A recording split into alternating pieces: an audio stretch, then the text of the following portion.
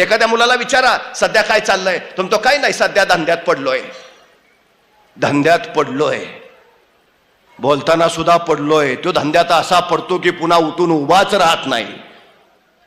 काय सकारात्मकता काय आहे? शहाजीराजे शिवबाराजांना काय सकारात्मकता देत आहेत? हो, तुमचं राज्य उभा राहणारच आहे. पण त्याच वेळी शहाजीराजांनी शिवबाराजांना आणखी एक गोष्ट दिली. भगवा ध्वज दिला शिवबाराजांच्या हाती आणि सांगितलं, उद्याच्या तुमच्या उभा राहणाऱ्या स्वराज्याचा हा भगवा दौलत ध्वज बनवू द्या. पित्यानं काय करायचं असतं? जबाबदारीचं भान द्यायचं असतं पुढच्या पिढ्यांना. शहाजीराजांनी ते दिलं. पण ध्यानी ठेवा शिवबाराचे, हा भगवा पेलणं कुणालाही शक्य होत नाही. मनगटात रग आणि छातीत धग असावी लागते.